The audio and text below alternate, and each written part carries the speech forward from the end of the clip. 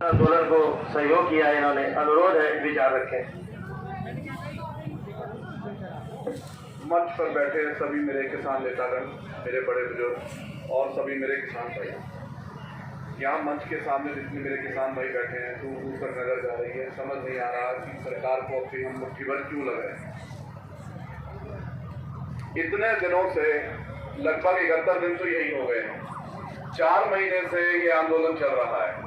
अगर अब भी इस सरकार को हम लोग मुट्ठी भरी देख रहे हैं, सारे देश के हर एक जितने भी स्टेट हैं सब में आंदोलन चल रहा है, अगर फिर भी हम मुट्ठी भरी दिख रहे हैं तो शायद या तो इनकी आंखों पर हरे रंग का चश्मा है, इन्हें सब कुछ हरा ही हरा दिखता है, या इनमें गुरूर इतना ज्यादा है कि हमें किसान मानने को तैयार ही नहीं है। कभी हमें खालिस्तानी कहते हैं, कभी हमें एक बिरादरी विशेष कह देते हैं, कभी कह देते हैं कि ये उत्पाती लोग हैं, कभी कह देते हैं ये लोग घमंडी है, हम इन्हें बुला रहे हैं, ये आ नहीं रहे हैं। इतने दौर की बातचीत जैसे इन्होंने चलाई और अपनी शर्तें रखी, मुझे तो ये नहीं समझ में आ रहा है कि इन्हें खुद को भी मालूम है या नहीं मालूम है कि ये कानून कैसे बना है, कैसे बनाया है। ये तो जैसे कॉर्पोरेट्स ने इन्हें दे दिया, बिल्कुल वैसे का वैसे इन्होंने पुलिंदा लाकर कोरोना का बहाना बनाया, कोई बहस नहीं कराई, कुछ नहीं कराया और हम लोगों पर थोप दिया।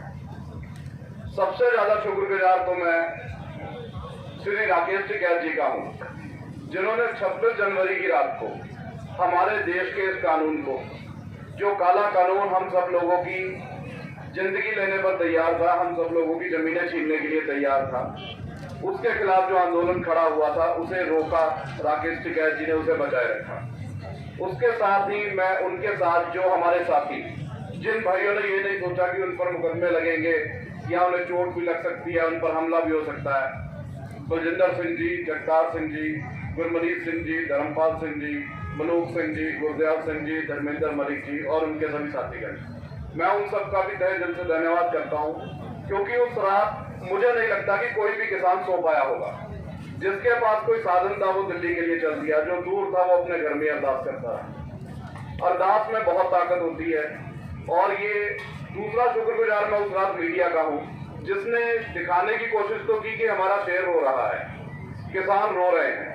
अगर लाइव नहीं चल रहा होता तो शायद हमारे साथ ज्यादती भी होती, बर्बरता होती और इस आंदोलन को जबरदस्ती तोड़ने की कोशिश होती। इस मीडिया ने जो इस देश के जितने भाई थे उन सबको मिला दिया, हिंदू मुस्लिम सिख ईसाई सबको मिला दिया। लेकिन ये सरकार है कि अब ये बाप को बेटे से लड़ाने पर तुली हुई है। किसान खेत में अन्न उगा रहा है और उसका बेटा जो है वो फौज में है या पुलिस में है या फोर्सेस में है। हमें ये आपस में लड़ा रहे हैं, पता नहीं इनकी मंशा क्या है।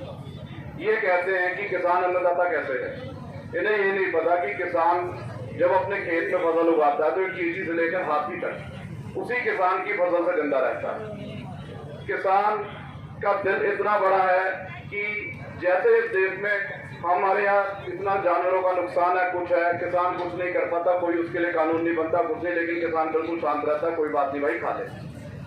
दूसरा, ये सरकार हमारे सबर का इम्तिहान ले रही है।